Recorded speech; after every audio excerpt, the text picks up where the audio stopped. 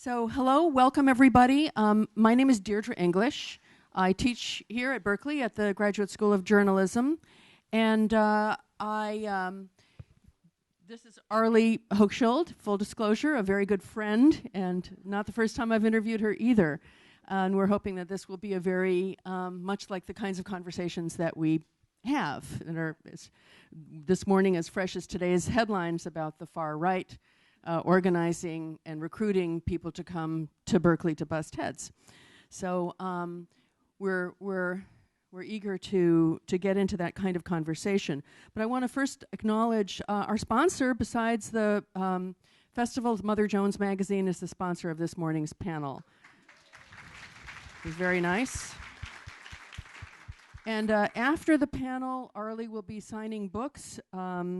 And there's a gallery, I guess the east side of the lobby, but I think you'll easily find it. Well, anyway, so this festival is called the Summer of Books, in an obvious homage to the Summer of Love, 1967, which was 50 years ago, and which was the first occasion of my coming out to the Bay Area for a misbegotten trip to the Haight. But, I actually have been looking a little bit at these anniversary materials about the Summer of Love and the spirit of people in those days, and very struck by the concept that we may be heading into the Summer of Hate. And how did we get here in 50 years? But how did we even get here in 5 years or 1 year? Because I think it's fair to say that in the liberal bubble, if I may address it, that the thought was not very long ago that that Hillary Clinton would easily win. If you were a reader of the New York Times, the Washington Post, or the Chronicle, you would believe that, and that Hillary would easily win, and that she would build on the positive, progressive legacy of the Obama years, that a lot had been accomplished. A lot remained to be accomplished, but the economy was booming, and we had to elect a lot of Democrats to Congress, and that was the job. Instead, we've been completely swept. We've been completely trumped. So I really think it's worth bearing in mind that few people predicted this, few people saw the splits in the country, few people understood what was brewing under the surface. But Arlie Hochschild did. I'm not saying you predicted that Trump would win, but I think your antenna were out, and you were aware of the polarization, and you were aware earlier than most that there was trouble brewing, and you went to seek it out and find it, but not to confront it, but to seek to understand the other. So with that introduction, I want to, let's start by going over Arlie's findings in her wonderful books, Strangers in Their Own Land, Anger and Mourning on the American Right. And then we'll move on before the end of this to what Arlie has been thinking about since the publication of her book and on her book tour, where she's had a tremendous lot more experience. And then we'll have a really healthy, long question and answer session, hoping for half an hour of that. So be thinking of the questions that you really want to that will drive the conversation forward to today. So with that, Arlie, let me ask you, what was it that inspired you to go to Louisiana in the first place? Well, I was sitting in my office in the sociology department at Berkeley, and it was 2011, and already then, I think a lot of us could see that Congress was at a gridlock and that rhetoric was escalating, and there was a cloud really on the right growing, ever more powerful. And I realized that all the things that I and many of us in a shared enclave here have aspired for and weren't going to happen, not in my lifetime, unless we turned around and looked at the rise of the right. And so I thought, well, I'm in a bubble. I'm in a geographic bubble. I'm in an electronic bubble. I'm in a media bubble. And I don't understand people that are in a different bubble. Just don't understand it. So why don't there's this book called The Big Sort, you may have seen it, that says that when people move, less and less do they move to better weather and cheaper housing, and more they move to politically and morally, culturally congenial areas. So I thought, well, let me reverse the big sort.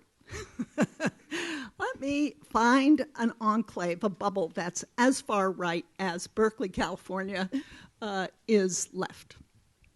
And where would that be? Well, that would be in the South, which we know has the fastest rising proportion of the right. But where in the South? Well, I thought, let's go to the super South. That would be Mississippi or Louisiana, where, by the way, the proportion of whites voting for Barack Obama in 2012 was, for the whole region, it was 30%. In Louisiana, it was 14%. So I thought, perfect. And I should say, and this has to do with the topic here, that my plan was to take off my own moral and cultural alarm system, take it off and permit myself a great deal of curiosity and interest in standing in the shoes of people that I knew I would have profound differences with. And even before I took off, I learned something, which was people's response to the project. You're going to Louisiana to talk to Tea Party advocates and people on the extreme right. I couldn't do that. I'd be so mad, be so angry. And another response was even more interesting. People didn't say it exactly, but they would look at me and say, you're going to Tea Party, hanging out with those people in Louisiana who hate Trump and hate Barack Obama, don't think he's an American. You're talking to them. And then they would say, oh, well, that's interesting. But what they were thinking was, well, if you're going to the right, then you must be kind of more right than you let on or than you think you are. In other words, there was a missing idea in those two responses, which is that you can be exactly who you are in every fundamental way, but climb what I came to think of as an empathy wall and come to really understand people with whom you have fundamental differences. And we do this. There's no special thing with me. We all do this, and we do it well. We do it with our family, with our partners, with our children, with our neighbors. We just don't often do it with people we think of as the other, right? That was the only pivot here. And I took with me the well-known red state paradox. How could it be that across the land, it's the poorest states, the states with the worst education and the worst health care and the lowest life expectancy, the most pollution, are the states that receive more money from the federal government in aid than they give to it in tax dollars, and they revile and fear the federal government. So that's the paradox. If you have a problem, wouldn't you want some help with it? And Louisiana turned out to be an exaggerated version of that because it's the second poorest state in the nation. 44% of its state budget comes from the federal government. And overwhelmingly Tea Party, and in the end, very pro-Trump. So that was the red state paradox. And as I went around, I realized it was the head of the center of a huge petrochemical center of development. They proudly call themselves the buckle in America's energy belt. But it was one of the most polluted places on the face of the earth. And they didn't want government regulation, including of polluters. So I thought, okay, how does this work? Let me suspend myself and really try and get this. And really, the book is my journey over and sliding back all the time on my side of the empathy wall, and then trying again and sliding back. That really was the journey.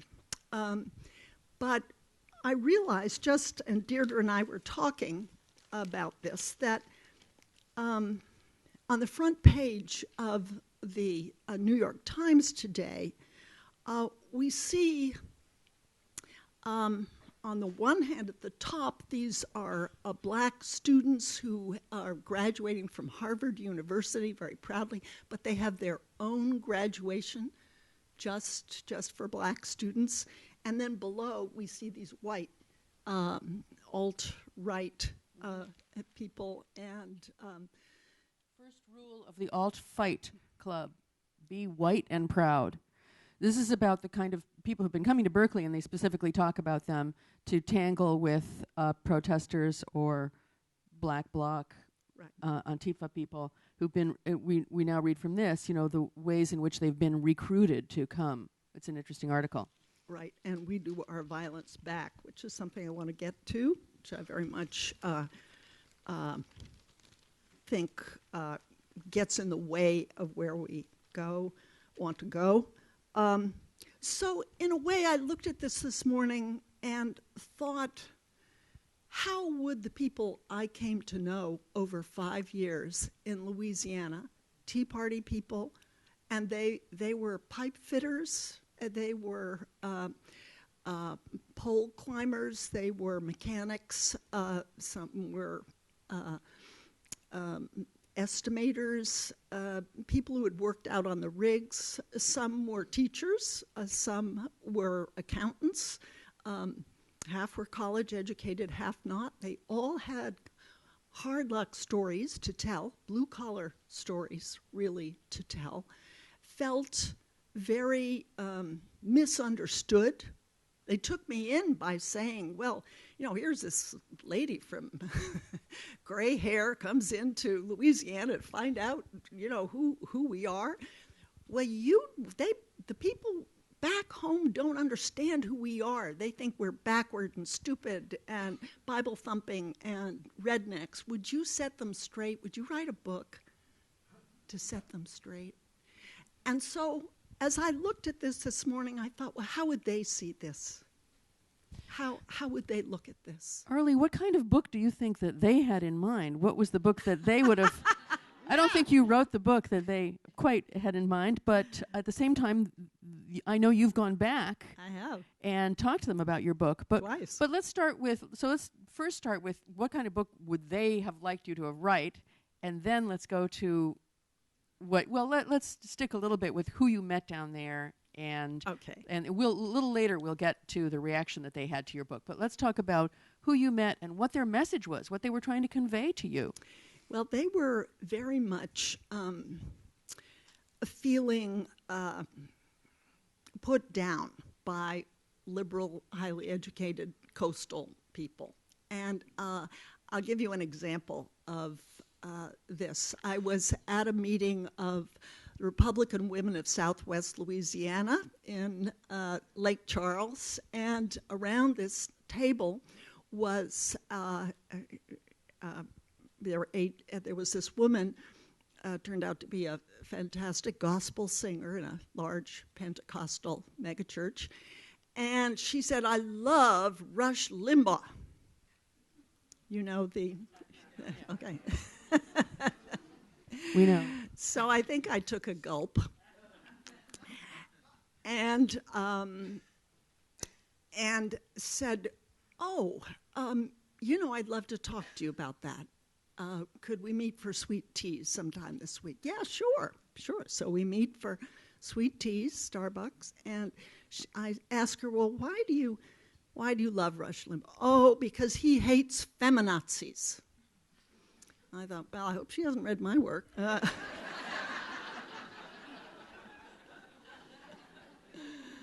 Second shift. Oh. And I asked her, well, what is a feminazi? And she said, oh, it's someone who's hard and cold and ambitious and just puts themselves first. I thought, that sounds like Ayn Rand. It doesn't care about children, elbows out, that kind of person. Oh, okay. And then she went on to talk about environmental wackos. Well, so, and so I'm listening to her. What is an environmental wacko? What is that person? And she said, well, it's probably not people like you, but people near where you.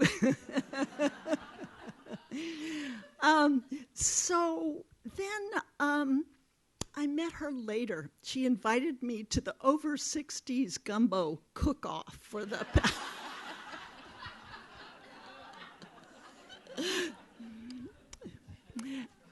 Great gumbo. And there was bingo afterwards, but I cornered someone to talk. And so she said, about that conversation we had, was that hard for you to hear me? I thought, wow, she's looking at me. And I told her, actually not at all. I have my alarm system off, and I'm not here to tell you about me. I'm here to really discover your experiences and your beliefs. And you're doing me an enormous favor in letting me letting me in. And, she took me to play cards, for example, at her home with friends, that special kind of cards. What's it called now? Croc, something like that. Rook, which Pentecostals play because it's a little close to gambling, but not too close. So, and she really was very generous. Anybody in the church you want to talk to and interview, please do. And so she said, you were turning your alarm system off. I do that too. And so I know what you're doing. And then we had that in common, okay? Talk about empathy. That wasn't alien at all. With her children, she had 2 children. Of course, you're always turning your alarm system off and checking into theirs. So it was a wonderful experience for me. And what I discovered was that Rush Limbaugh, she said she felt deeply protected her from all the epithets she felt were coming from us. Oh, the people they think people like me are racist, sexist, homophobic, and rednecks, ill-educated, Bible-thumping, and fat. So she felt protected. Yeah. Instead of his dishing out these insults, she felt protected from ones she felt were coming to her. So there's insecurity and there's fear underlying. And I know that your subtitle of your book is Anger and Mourning on the American Right. And this gets to the anger. And I think maybe often under anger there is insecurity and fear. People become angry when they want to defend, when they're first defensively, then maybe offensively, right? Defense turns to offense. But I bring this up because I know that you also came down there with a point of view which was about emotions and about emotional labor, and which has been a large part of your history as a sociologist, history of your work. So thinking about the idea that you wanted to understand people in terms of the emotions that drove their point of view. Would you say a little bit more about that? Yes, yes. This indeed, it was on my mind, and let's give one example of a man I met. I begin the book with him. He's born on a sugar plantation, worked in oil all of his adult life, and wore a great big Louisiana T-shirt, a Tea Party T-shirt. I came to know him, visited where he was born, where his parents were buried, where he'd gone to school, his church, and I asked him about this red state paradox. You know, how could it be? Just explain to me. You live in a very poor state and getting a lot of money from the federal government, don't like the federal government, and you live in a very polluted state. In fact, he was to be a tremendous victim of a big sinkhole that was caused by a drilling accident of an under-regulated drilling company. So Texas brine. And I thought, and I just can't put this together. And you're saying, and yet you're against the EPA. And then he's against the EPA. And against regulations. And he voted for Donald Trump that has his process of dismantling. So there's the EPA. the paradox. There's the paradox. So back to emotion, how this fits in. I was trying to understand this, and as I kept, I kept coming back. I was like the guest who never left. Oh, hi again. And why is it that Donald Trump makes sense to you? Well, here's the thing. He thought of big bad government. First, it was an instrument of the North. North was always wagging its moral finger at the South and telling him it was wrong, and the evil stain on American history of slavery. Well, that was the ancestors of you people, and they felt this weighed heavily. So instrument of the North, and they actually thought of environmentalists as latter-day kind of reformation there, and civil rights workers almost. So instrument of the North. What's the instrument of the North? The government. The government. Government. Yeah. I'm getting to the emotion thing. Yeah, no, fine. No, I was just, my mind wandered for a minute because I was just thinking, well, Trump is an instrument of the North too, but anyway. I know, you're completely but I'm sorry. right. Yeah, in my talk. Government is an instrument of the North. Yes, thank right. you. And he thought of the government also as an instrument of bureaucratic, do-nothing state government. And he's right about that, because Louisiana is an oil state, is completely controlled by oil and petro interests, and they do dominate the state. And so, in fact, to such an extent that oil assigns to the state and its environmental agencies the moral dirty work of industry. They pretend to protect people, but they don't protect people. They write out permits to dump toxic waste in public waters. Very easily give out permits like candy. So people say, why should I give more money to the salaries of these people that are not protecting us? So actually, I didn't know that going in, but I thought he had a really good point. So instrument of the North is the government, big federal government instrument. He also thought that the state government was just a smaller version of federal government. It was going to be like that too, which is a worry many of us actually are concerned with too. But so that was a second reason that he was suspicious of government. And a third one, and now we're getting to emotions, had to do with his perception that the federal government was an instrument of the line cutters in the deep story. Now, what's a deep story?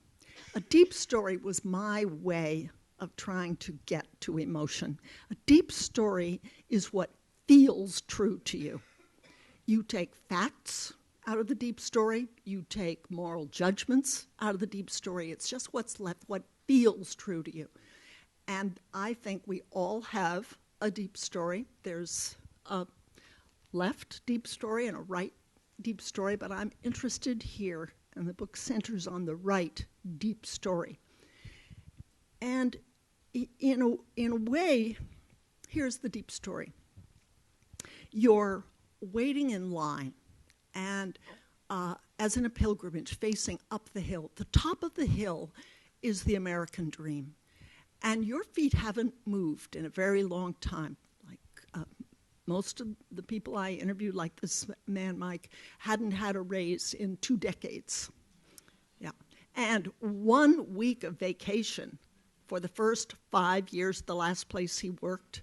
In the second 5 years, he got 2 weeks off, and that's sick time included.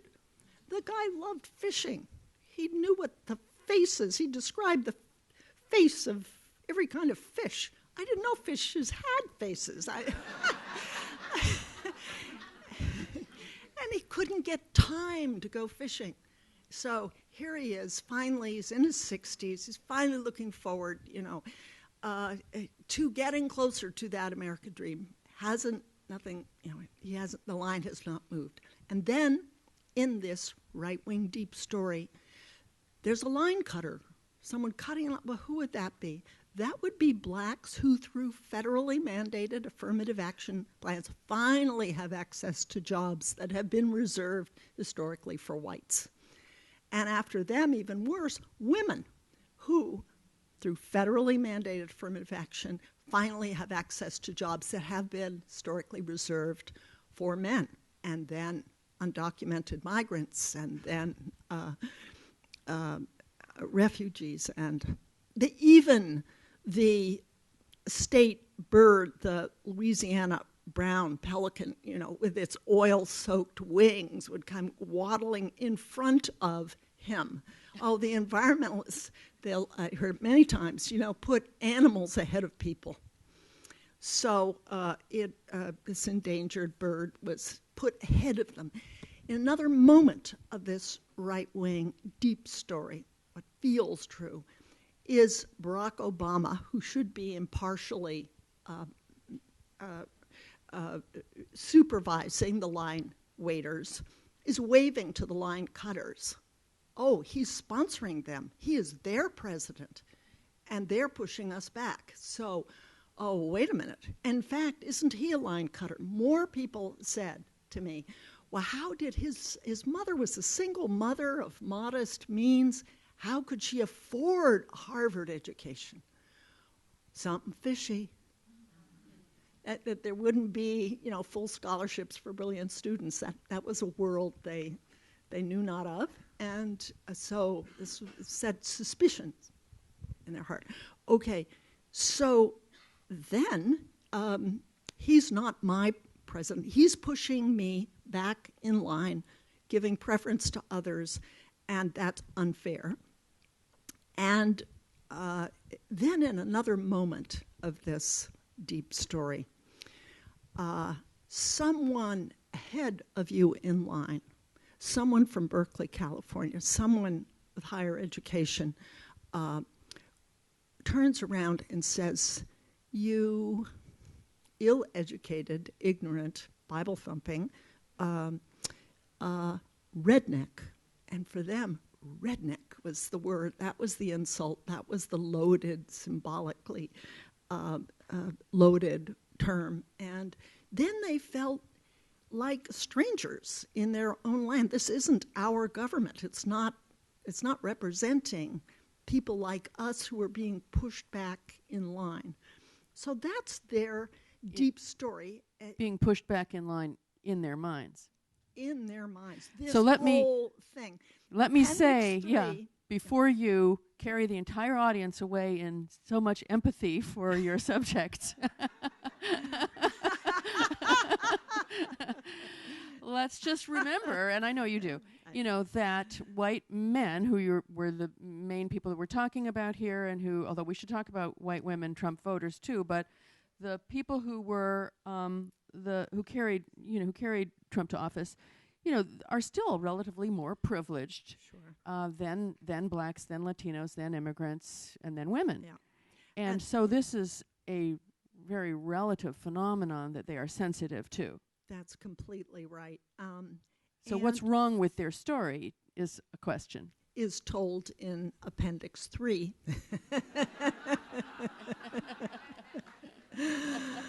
Where I put the facts back in. But the effort is to help us kind of understand how it could be that most Americans of whatever race or gender who have a high school education are Republican. There are more Republican blue-collar people than Democrat.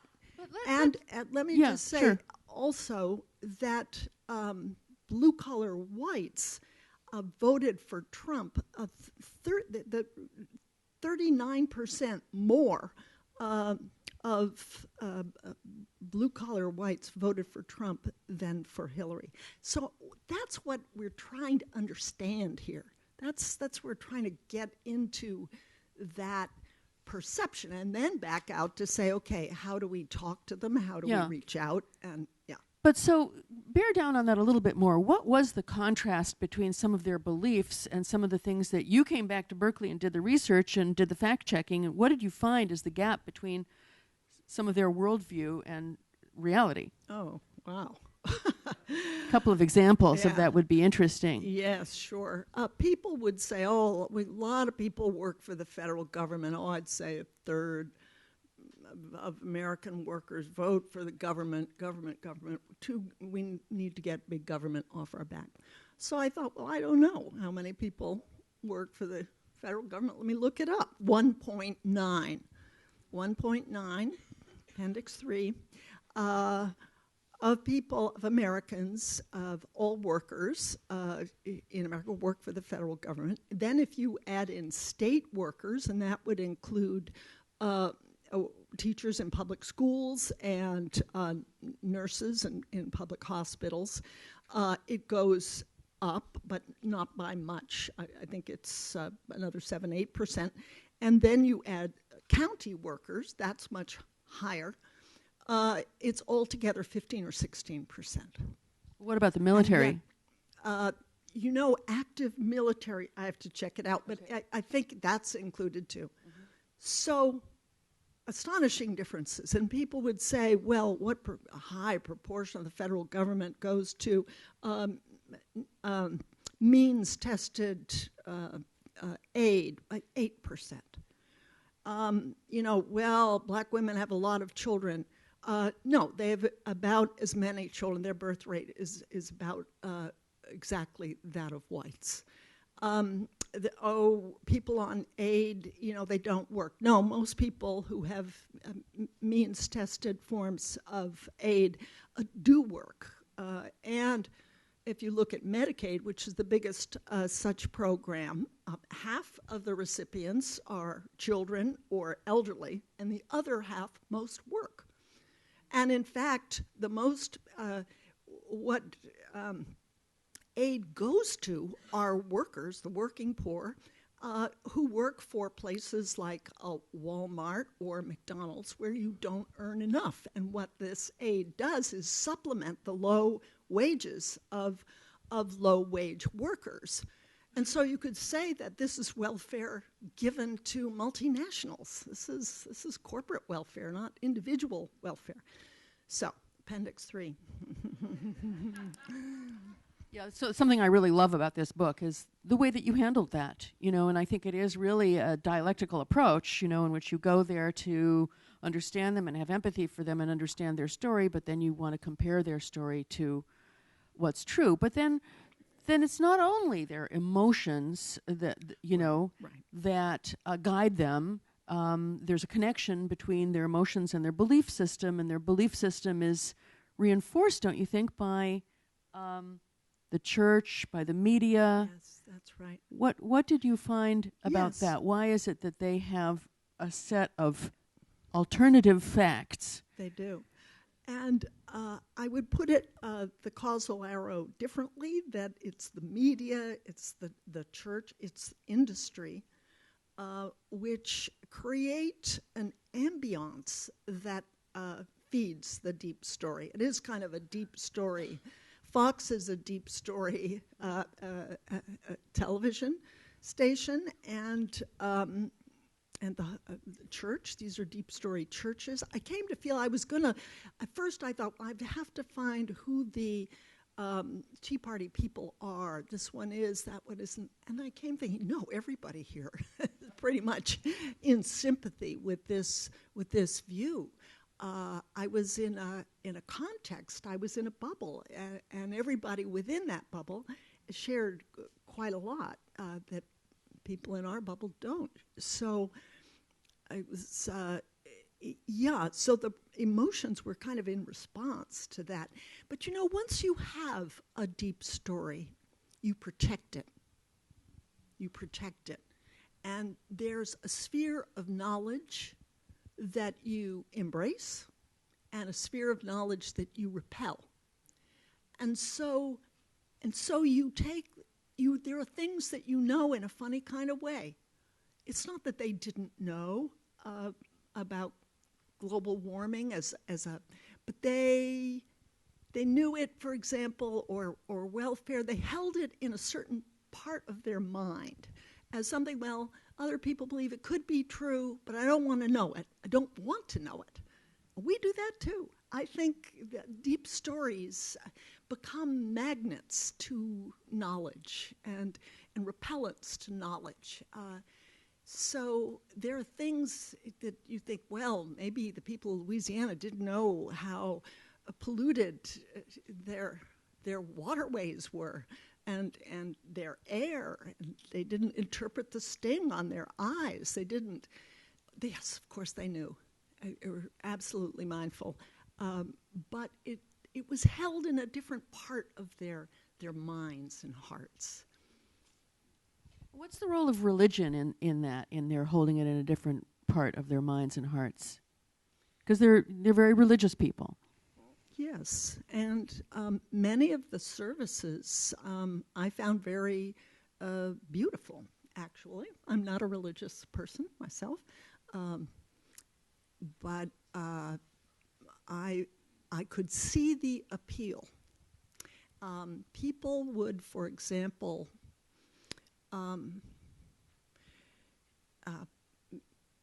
tithe. I'll give you just a graphic example. One Thursday evening at 7 o'clock, it was services at this Pentecostal church were held over. It was a mega church. There were 700 people there. And held over to 7:05 so the guys from the plants could, take their jackets off and comb their hair in their trucks and come on in. And you come on in, hi, how you doing, Bill? Good you could make it. So you were sort of invited in. And then there were many different services, too, for children, for couples in trouble, for drug addiction, things that I looked to the state to do, the church was doing. And they were already tithed 10% of their meager wages, these wages that for the blue collar had gone down 20% in the last 3 decades. So that 10% was hard, but they were paying it. And then, at this particular service, I was sitting right up front, and there were people that came forward who were in every state of distress. One woman was just prostrate. Another man was bouncing up and down, kind of so excited. And another woman was like this, just trying to get rid of something noxious. And my first thought was, I'm in a mental hospital here. And then I thought, no, I'm not. I have felt every one of those things. Emotion. I've felt trying to get rid of something nauseous. I have felt overwhelmed. I felt so excited I couldn't contain myself. There's nothing foreign here. And then there was a moment in the service where 3 sub-ministers faced forward to these people. There was a laying on of hands. I don't know if any of you have seen this, where the minister is laying his hand on the distressed person's head. Then people from the congregation come forward, and there is a laying on of hands. Not just once, but just kind of a little jiggle, like that. The Spirit of the Lord gets jiggled in, and there are, and then people lay hands on the people who have laid hands on it. It becomes to look like the scales of a fish.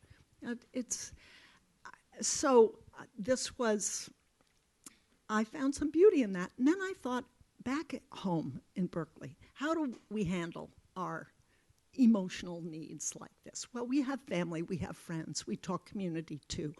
But I thought to myself, well, I would go into the living room, get the telephone number of my psychiatrist out, and make an appointment for Thursday from 3 to 3:50, pay him money, and God forbid there be any touching of. So I thought, well, wait a minute,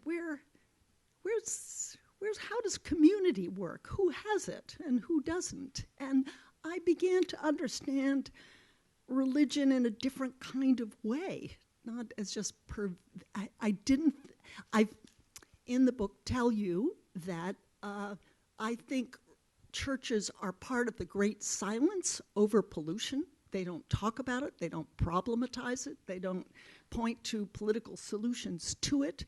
But they are really an extraordinary answer to the needs created. I heard many people say, oh, my son got brain cancer. I don't know how I could have gotten through it without my church. And I think to myself, well, why did he get brain cancer? But I could understand. Wonderful stories. And the book, which I strongly recommend to everybody who hasn't read it, is filled with these kinds of very poignant stories and with, I think, a really brilliant level of analysis in a complicated way. And these are very complicated subjects. And when you're talking about race in a complicated way in economics, and there's been a lot of debate now about whether the Trump voters were driven more by economics or more by culture. A racist and anti-immigrant culture, not wanting to have the taco truck on the corner, not wanting to see black people succeed, wanting to feel superior to black people, or is it more of an economic phenomenon that isn't best described as racist? And these things they're interwoven and they're complex. I want to get, because we really want to go to questions within 5 minutes, so I just want to ask you about since the book. First of all, you went back and talked to the people that you interviewed about the book, and how did that go? I gave a copy to everyone I had written about and everyone who had helped me, and then 3 weeks later went down and put on a dinner for them. And one woman, if you read it, Janice Arena, was real toughie, and she came up to me with a big grin, and she said, "You want to see what I have on underneath this jacket?" I said, "Yes." And she pulled over her jacket. It said, "Adorable deplorables."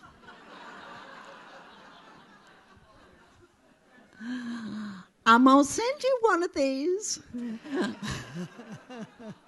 But you have to wear it. I said, "No promises."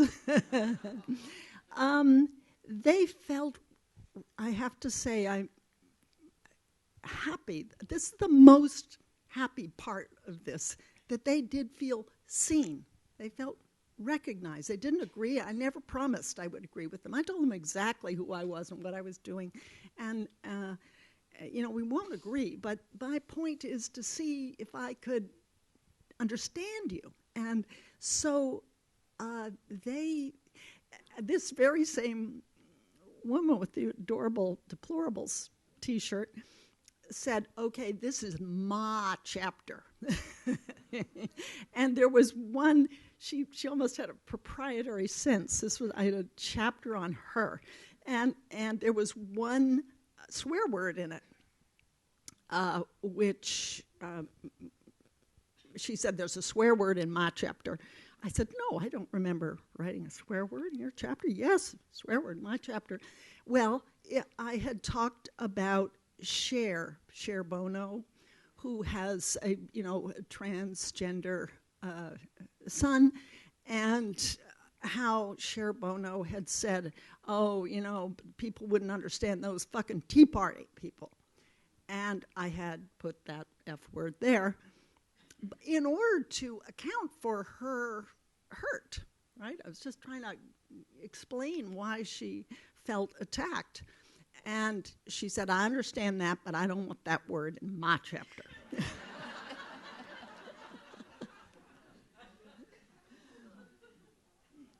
So, did they read Appendix 3? Yeah.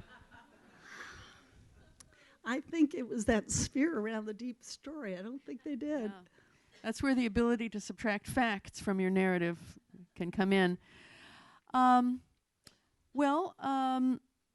You said this was the happy. I just want to end with this, and we'll go to questions just by saying, you said this was the happiest part, that they did feel seen. Yes. And I love that.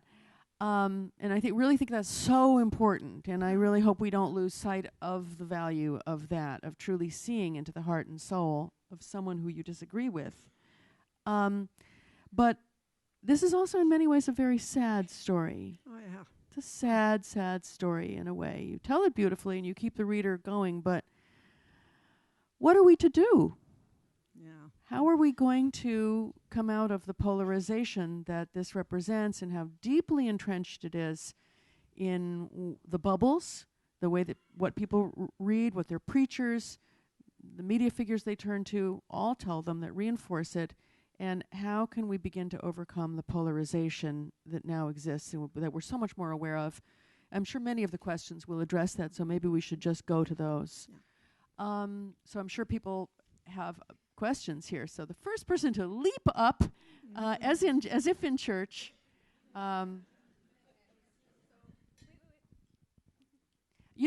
Before we do begin questions, I am going to say that you'll hold on to it. Let's not make speeches or big statements, because there are so many people, I think, who have questions. And so I hope you'll forgive me if I do interrupt occasionally to ask you to come to the point or ask your question. Okay, you. Okay, thank you. I value your careful work of building genuine understanding. But while progressive thinkers are doing this honest but rather slow work, it seems that the best minds on the right are studying the human psyche for techniques to manipulate people into swallowing bigger lies and allowing even more destruction of the environment. Can you alleviate my anxiety about being on the side that seems to be really good at understanding but less successful at propagation of our worldview? Thank you. Mm-hmm. I think there is a very strong progressive response to the moment that we're in. And I don't think we're being asleep at the wheel. When I started giving talks around, I thought people were just depressed. And I thought, oh gosh, this is bad.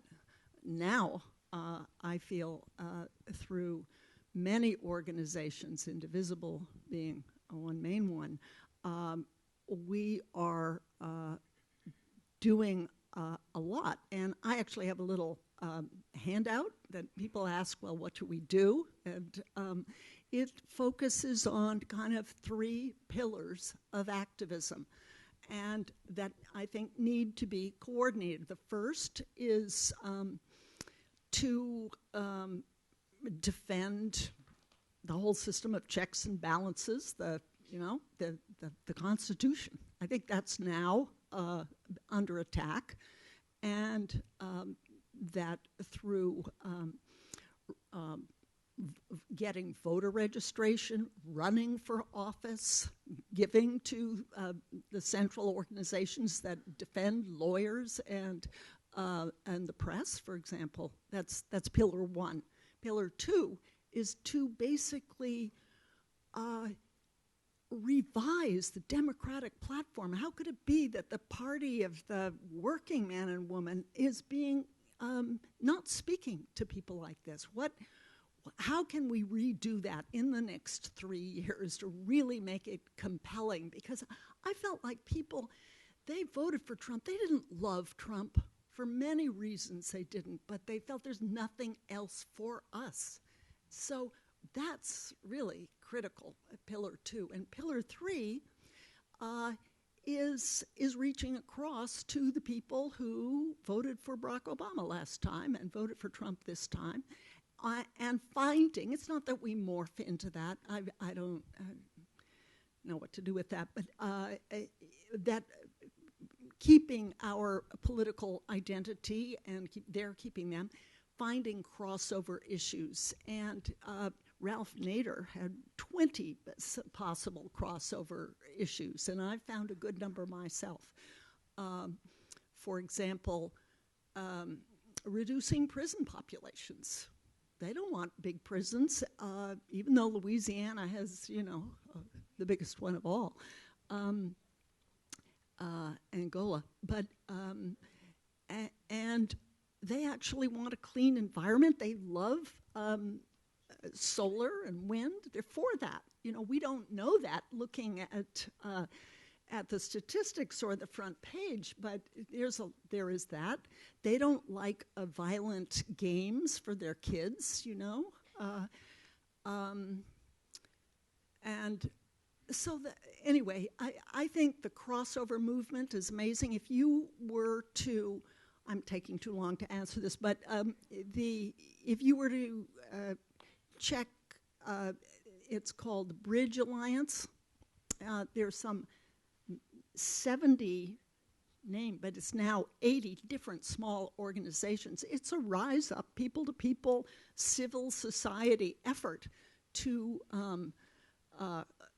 get buy-in on special issues that will take the edge off of what we're looking at in the papers. Anyway, yeah.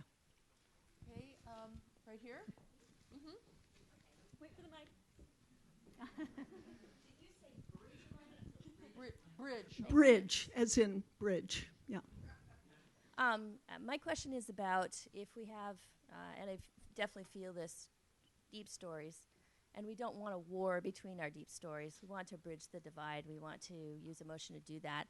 What do you feel about the semantics of things like "we won't tolerate" and calling things hate speech and using those kind of emotional terms? How do you feel about that? Great question.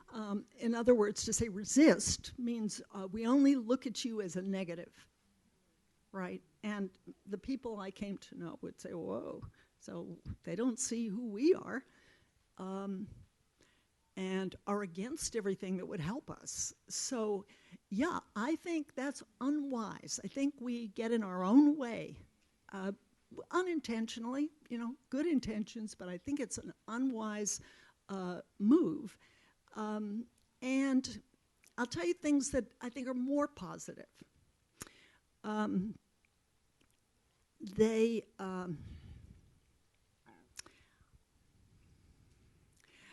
I got a email and then a call from a Democratic representative in Silicon Valley named Ro Khanna, and he represents half his constituency are Asian, and they're Silicon Valley, the creative class in San Francisco.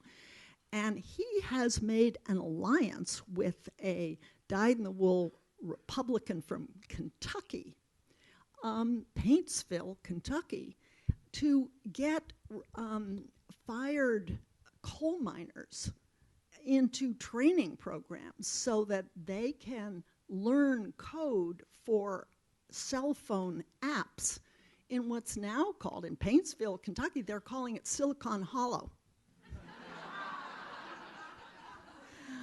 Why isn't that front page? Why don't we say, look, we get it. You're really anxious and afraid and in mourning for something lost. Well, we understand that it's pillar 2, So I think leading with things like that. Right here, sir. Oh. Okay. I was wondering if you could speak to the age demographic of the people that you interviewed, and if you noticed a young-old divide on this deep story at all, whether young people also buy into it equally. Yeah. I focused on older people because that's the demographic I was interested in exploring.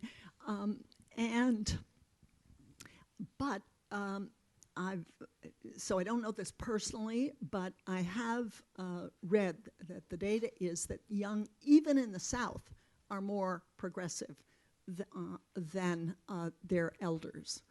At first, so that's what I think is true. And in fact, I have a woman, I did a Mother Jones cover story on her, name is Sharon Galicia, called No Country for White Men. It's the name of the article. And she sells medical insurance to the guys in the plants around Lake Charles. And I followed her around and kind of met the guys that way. And we had dinner there, and she said, my son is for Bernie Sanders. Speaking to this point. And I said, wow. So he was 17 looking at colleges. So I said,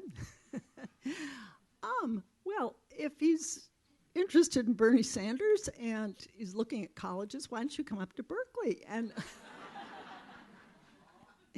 they did. They were our guests just a few weeks ago, Adam and I. And we showed them around Berkeley, took them to hear Robert Reich's brilliant...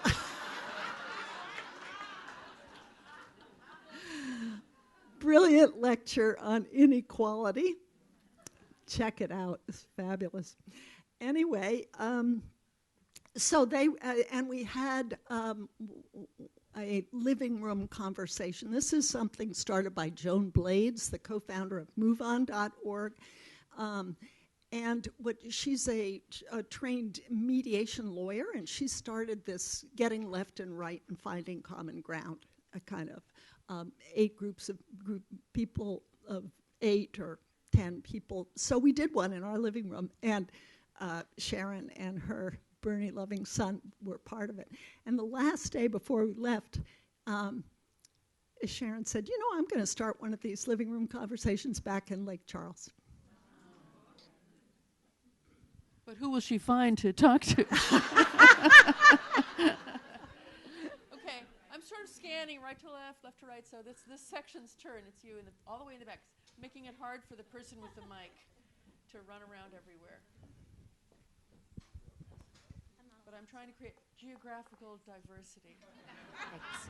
Okay, so my question is, why don't these people see the wealthy as the enemy, that the wealthy are the ones that are causing their problems?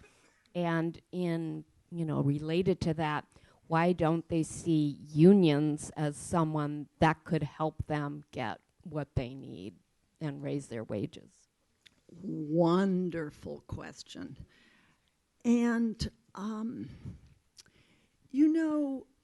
it's not that they didn't. They resented the Wall Street bailout in 2008. They thought, well, why is the government, helping these too big to fail firms? It's not that they have, and do they love these multinationals that Sasol and Phillips 66 and Monsanto and Dow, do they love these companies they work for? No, not really.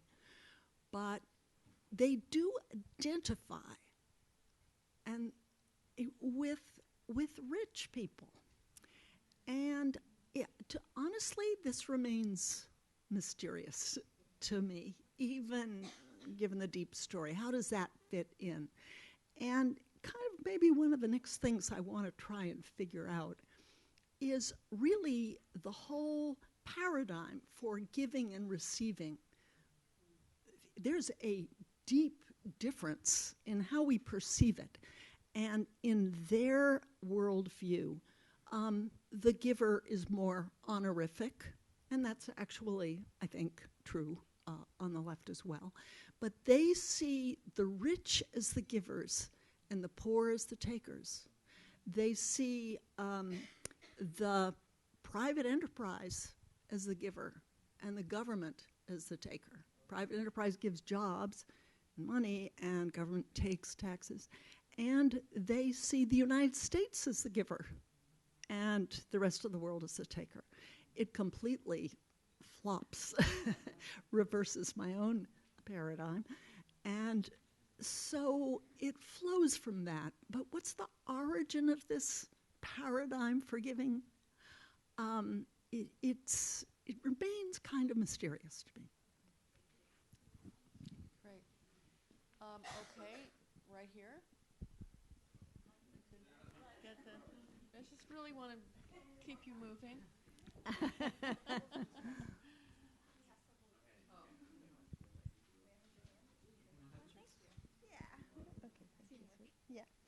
I am very moved by, I want to read your book. Okay, is that better?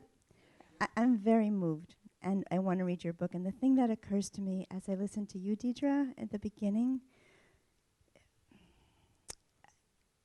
in 1967 was a summer of love. In San Francisco and Oakland, it was the Black Panthers and all their pain.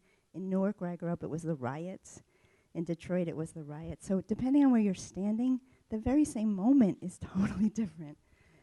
So, and I look around the room and see who's here listening to you, and it's not a very diverse, crowd. So what I ask myself, Arlie, is, as somebody who's a peace builder, how did you lower your barriers, and how do we identify our deep story? Because I know I stepped over 10 homeless people to get here, and it's right here, and the 10 cities in Oakland where I live is just blooming.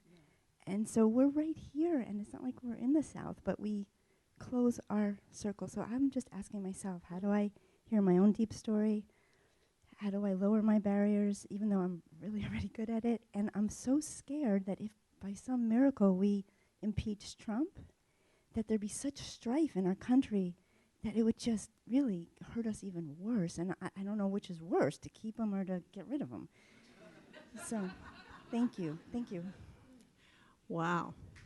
Beautifully. Wow. Very beautifully said. Wow. Wow. Yes. Let's hold on to that. And it is taking that very seriously that I think should remind us we need the adults to stand up. I think there's a kind of a playing at violence, even in Berkeley, that I think is harmful. The people I know in Louisiana said, heard you had a lot of, people in black that were bashing people, and they saw a picture of a young man smashing the nose of an older man with a Trump shirt, and, you're the fascists. That's the blowback that we need to stand up and denounce. That there's an issue, that we all should be active, yes, but active that way, counterproductive, in my view. So, yes, it's time for us to, I think, get out of our comfort zones. And there are, luckily, again, Bridge Alliance, if you were to Google that, there are a number of different groups that you don't have to do it alone that would facilitate it. Just email, for example, joan.blades@gmail.com. She won't mind. And get yourself into a living room conversation. There's another group called Hi from the Other Side. And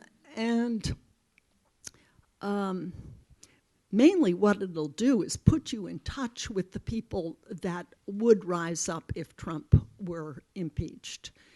And I actually fear something else, just to add to the nightmare a little bit, that already this country is divided for the reasons that we've just mentioned, the pods that we now live in, geographic, media, electronic. And it's now also true that when political ads are aimed, they're aimed based on these psychographics that, so there's a kind of differentiation of political ads. So we really do live in a divided algorithmic world. And on top of all that, we have Donald Trump himself that is hugely divisive, and he has spoken about the New York Times, as you know, and the Washington Post and NBC, mainstream media, as the enemy of the American people. And it would only take a kind of some kind of attack or emergency in which he could call a state of emergency, and at that point say, these people are true Americans and those people are enemies of the Americans. And at that division, that is very frightening. And at that point, I would love there to be 1,000 bridges all over the country where you've already broken bread with the person that was the enemy of the people. Yeah, wonderful. As Van Jones has put it, resist with love. Yeah. In this corner, let's see. How about right here? Yeah. Hi. I grew up in Alabama, and I lived in Memphis until I moved here 5 years ago. And my question is there any other Southerner in the room? Really? Yeah. Oh, great. All right. That was my first question. Sorry. You're not alone. I'm not alone. I was feeling it a little bit, but I'm glad that's not the case. So you said that the deep story, well, thank you, first of all, for this book. You said that the deep story is something that is very hard to change, but obviously I live here, so it is possible to grow up in and around it and still not be a part of it. Do you really feel like that's true? That like the deep story is something where, you know, Appendix 3 never comes into play? Because I've seen the opposite. You know, not like Right. in the whole, but it happens, Mm-hmm. you know. Yeah. So, Yeah. right? Like Right. my experience counteracts Yeah. what you're saying. No, I guess. let's get a Yes, response to and this. so Yeah. does higher education itself. I've been a Yeah. teacher all my life, and I wouldn't have devoted my life to teaching without believing that the world is ever opening and that we do change. And And the hopefully mayor for of better. New Orleans just gave an incredible speech. It was a Yeah. very liberal one. And there are plenty of Democrats in Louisiana, And by the way, this book but is not going- enough. Yeah, well, that's true. And But this they're there. book is going to be a shared read for all freshmen at Louisiana State University. Oh, that's great. So Okay, you should go there to talk about Appendix 3. So now we're in this sector. Gentleman in the back.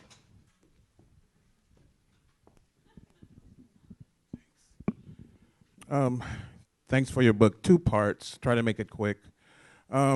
Earlier, someone mentioned words like resist or hate speech, and you said that it was unwise to deal in charged rhetoric.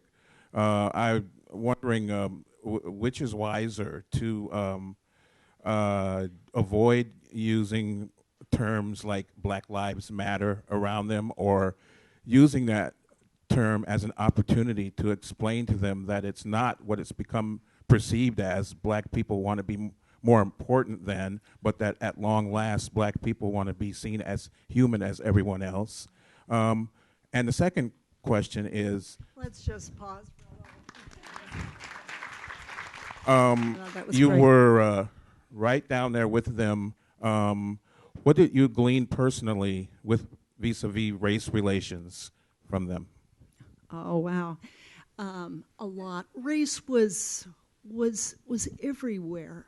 I spent a day with a guy who was living off the grid and showed me a black guy who was living where Sasol was doing an expansion, and his property had been defined heavy industrial. So, he had a hard time even getting to his house.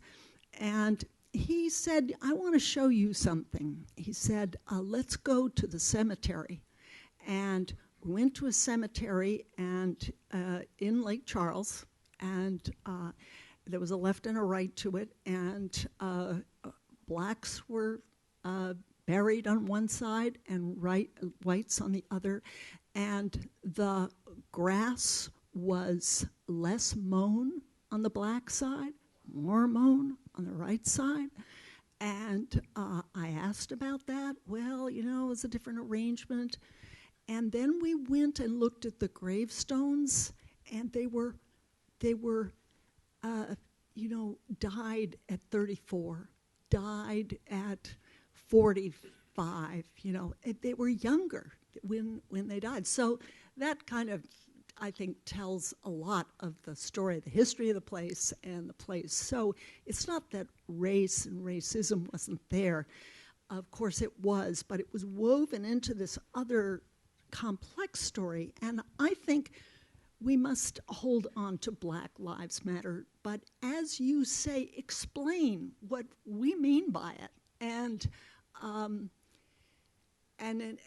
do it with words instead of fists. I think that's very important, because I think right now the people that I came to know, they would see these black Harvard graduates and think, wow. They're given, they must be millionaires, their parents, to afford that. And then these people down here don't have high, college educations. And there's a whole envy thing happening there that we can't say, oh, that's just their problem. I think we've got to explain the whole story as we see it. Make that our problem too. Be teachers. And I think we probably only have time for one more question, so right here. So as teachers, I'm interested in both of your responses. How do you teach your students as journalists, as sociology majors, to see the other since we are in this bubble? Well, I teach journalism. I mean, I signed Arlie's book. One thing, we've been having these kinds of conversations with the students, but I would say with Arlie that since after an initial paralysis after Trump was elected, that a very, very healthy conversation is happening now in this country. In addition to all the horrible things that are happening, there is a reckoning, and I think that people are really hearing the amount of work that needs to be done to counter polarization, to echo some of Arlie's words, for the adults to stand up, not to let the Trump bullies come here and tangle with the black bloc Antifa people and just make matters worse while other people, don't speak. We have to speak. We have to speak in a complex way. We have to all be teachers. We have to find the right framing, the right language. And this is the task that is really before us. I think there's nothing more important than countering the polarization that's going on in society right now. And it will do us all good. So Arlie's book is a tremendous gesture in this direction. Thank you all for being. Do you want to say something, Arlie, about that? Good. Yeah. That's perfect. Thank you all. Okay.